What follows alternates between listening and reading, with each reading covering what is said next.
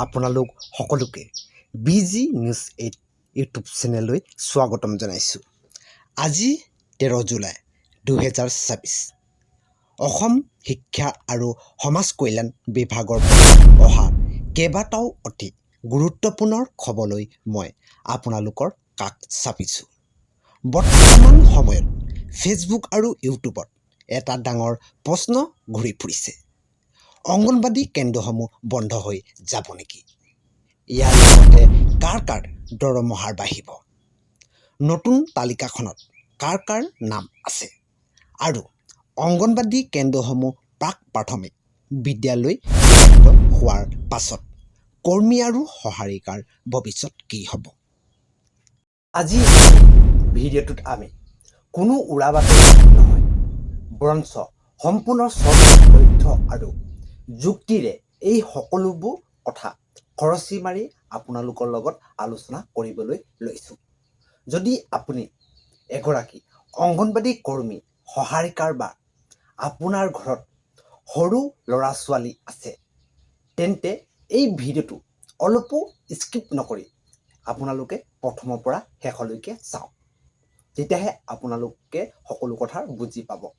বলক পলম নকৰি মূল আলোচনাটোলৈ আহোঁ। প্ৰথমে আটাইতকৈ ডাঙৰ প্ৰশ্নটো হৈছে অংগনবাদী কেন্দ্ৰ বন্ধ হ'ব নেকি? বহুতে সামাজিক মাধ্যমত উৰা বাতৰি পাইছে যে কেন্দ্ৰসমূহ চৰকাৰে বন্ধ কৰি দিব। কিন্তু ইয়াৰ আচল সত্যটো কি জানেনে? চৰকাৰে কোনো কেন্দ্ৰ বন্ধ কৰিব বিচৰা নাই, বৰঞ্চ ইয়াক অধিক শক্তিশালী কৰিছে। ৰাষ্ট্ৰীয় শিক্ষা নীতি বা NEP 2020 অনুসৰি সমগ্ৰ দেশৰ লগতে আমাৰ অসমতো বৰ্তমানৰ অংগনবাদী কেন্দ্ৰসমূহক প্ৰাক-প্ৰাথমিক শিক্ষা মূল ভেটি হিচাপে গঢ় তোলা হৈছে। চৰকাৰে হাজাৰ হাজাৰ পুৰণি জৰাজীৰ্ণ কেন্দ্ৰৰ ঠাইত নতুন আদৰ্শ অংগনবাদী কেন্দ্ৰ নিৰ্মাণ কৰিছে। মুখ্যমন্ত্ৰী ডক্টৰ হিমন্ত বিশ্ব শৰ্মাই শেহতীয়াকৈ ঘোষণা কৰিছে যে ৰাজ্যত প্ৰায় 15,000 আৰ্হি কেন্দ্ৰ স্থাপনৰ লক্ষ্য লোৱা হৈছে। তেনেহ'লে বন্ধ হোৱাৰ কথাটো ক'ৰ পৰা আহিল? এইটো এটা ডাঙৰ প্ৰশ্ন। কিছুমান অঞ্চলত য'ত শিশুৰ সংখ্যা তেনেই নগণ্য বা নিচেই ওচৰা-ওচৰিকৈ 2খন কেন্দ্ৰ আছে, তেনে ঠাইত প্ৰশাসনৰ সুবিধাৰ বাবে বা সঠিক পৰিচালনাৰ বাবে কেন্দ্ৰসমূহ একত্ৰীকৰণ কৰা হৈছে। গতিকে ইয়াক বন্ধ হোৱা বুলি ভাবি কোনেও আতংকিত হোৱাৰ প্ৰয়োজন নাই। বুজি পাইছে নহয় মই কি ক'লোঁ আপোনালোকক?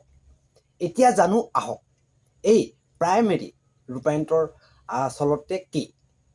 পূৰ্বতে অংগনবাদী কেন্দ্ৰসমূহক কেৱল পুষ্টি আৰু স্বাস্থ্যসেৱাৰ কেন্দ্ৰ হিচাপে চোৱা হৈছিল। কিন্তু এই 5ৰ পৰা 6 বছৰীয়া শিশুসকলক আনুষ্ঠানিক বিদ্যালয় শিক্ষাৰ বাবে প্ৰস্তুত কৰিবলৈ বিশেষ স্কুল ৰেডনেছ প্ৰগ্ৰাম আৰম্ভ কৰা হৈছে। নতুন নিয়মসমূহ কি কি? বিদ্যালয় ভ্ৰমণ।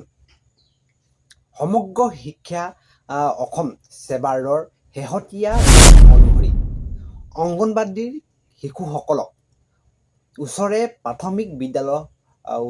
প্ৰাথমিক বিদ্যালয়সমূহলৈ লৈ যোৱা হ'ব, যাতে তেওঁলোকে স্কুলীয়া পৰিৱেশৰ সৈতে চিনাকি হ'ব পাৰে।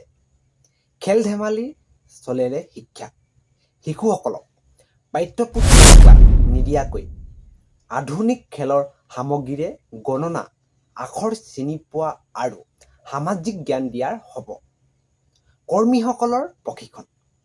এই নতুন ব্যৱস্থা সুচাৰুৰূপে চলাবলৈ চৰকাৰে বিভিন্ন প্ৰতিষ্ঠানৰ সৈতে মিলি অংগনবাদী কৰ্মীসকলক বিশেষ প্ৰশিক্ষণ প্ৰদান কৰিছে।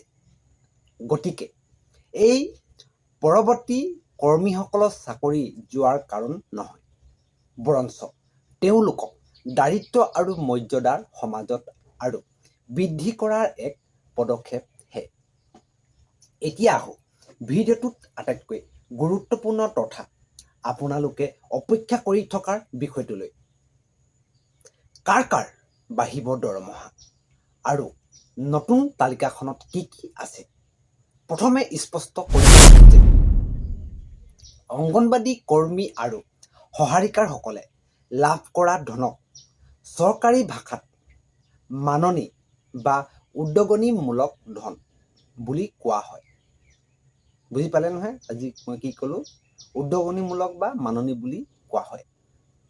অসম চৰকাৰে বিগত কেবিনেট বৈঠকত অংগনবাদী কৰ্মী আৰু সহাৰিকাৰসকলৰ এই মাহিলী মাননি বৃদ্ধিক এক গুৰুত্বপূৰ্ণ সিদ্ধান্তত মোহৰ মাৰিছে। নতুন সংশোধনী নিৰিখ অনুসৰি অংগনবাদী কৰ্মীসকলৰ মাহিলী উদ্যোগনীমূলক ধন 1,500 অৰ্থাৎ 1,500 টকা বৃদ্ধি কৰি মুঠ 8,000 টকা কৰা হৈছে। মই এই কথা প্ৰতিটো ভিডিঅ'তে আপোনালোকক কওঁৱেই। অংগনবাদী সহাৰিকাৰসকলৰ মাহিলী 750 টকা বৃদ্ধিৰে মুঠ 4,000 টকা কৰা হৈছে। তালিকাৰ সত্যতা বৰ্তমান ছ'চিয়েল মিডিয়াত যি নতুন তালিকাৰ বুলি দেখুৱাই থকা হৈছে, সেয়া আচলতে কোনো নতুন নিযুক্তিৰ তালিকা নহয়। ই হৈছে জিলাৰ ভিত্তিক কোনবোৰ কেন্দ্ৰক আদৰ্শ কেন্দ্ৰলৈ উন্নত কৰা হ'ব আৰু কাৰ কাৰ একাউণ্টলৈ বৰ্ধিত মাননি নিয়মীয়াকৈ যাব, তাৰ এক চৰকাৰী হিচাপহে। ইয়াৰ বাহিৰে কোনো ধৰণৰ গোপন তালিকা চৰকাৰে প্ৰকাশ কৰা নাই। গতিকে কাৰোবাৰ প্ৰৰোচনাত পৰি ধন বা জালিয়াতিৰ বলি নহ'ব আপোনালোকে। কি কৈছোঁ বুজি পাইছে? বন্ধুসকল, আজি এই ভিডিঅ'টোত বা এই আলোচনাত আমি বুজি পালোঁ যে অসমৰ অংগনবাদী ব্যৱস্থা এক ড্ৰাষ্টিক বা ডাঙৰ ঐতিহাসিক পৰিৱৰ্তন আহিছে। চৰকাৰে শিশুসকলৰ ভৱিষ্যত সুৰক্ষিত কৰাৰ লগতে কৰ্মীসকলৰ মাননিও বৃদ্ধি কৰিছে। গতিকে কোনো ধৰণৰ উৰা বাতৰি বা কেন্দ্ৰ বন্ধ হ'ব বুলি চলোৱা ভুৱা খবৰত পৰিয়ন নাযাব। ইউটিউবৰ নিয়ম অনুসৰি মই স্পষ্ট কৰি দিব বিচাৰোঁ যে এই ভিডিঅ'টো কেৱল শিক্ষামূলক আৰু তথ্য যোগান ধৰাৰ উদ্দেশ্যে প্ৰস্তুত কৰা হৈছে। এই তথ্যসমূহ চৰকাৰী প্ৰেছ ৰিলিজ আৰু সংবাদ মাধ্যমৰ প্ৰতিবেদনৰ ওপৰত আধাৰিত। যিকোনো চৰকাৰী আঁচনি বা দৰমহাৰ সবিশেষৰ বাবে সদায় বিভাগীয় অফিচিয়েল ৱেবছাইট বা আপোনাৰ স্থানীয় ICDS প্ৰকল্প কাৰ্যালয়ৰ সৈতে যোগাযোগ কৰিব। আপোনাক আজি এই তথ্যখিনি কেনেকুৱা লাগিল? আপোনাৰ অঞ্চলৰ অংগনবাদী কেন্দ্ৰটো আদৰ্শ কেন্দ্ৰ হ'লনে নাই? তলত আপোনালোকৰ মূল্যৱান মতামতসমূহ জনাবলৈ একেবাৰে নাপাহৰিব। ভিডিঅ'টো যদি ভাল লাগে এটা লাইক কৰক, কাৰণ এটা লাইকে মোক অনুপ্ৰেৰণা জনায় অন্য এটি ভিডিঅ' বনাবলৈ। আৰু আন 10জন সুবিধাৰ্থে এই ভিডিঅ'টো শ্বেয়াৰ কৰক। এনেকুৱা 100% সঁচা খবৰ পাই থাকিবলৈ আমাৰ চেনেলটো ছাবস্ক্ৰাইব কৰি ৰাখক, লগতে কাষতে থকা বেল আইকনটো প্ৰেছ কৰি ৰাখিব। আজিলৈ ধন্যবাদ। সুস্থ থাকক, কুশলে থাকক। জয় আই অসম।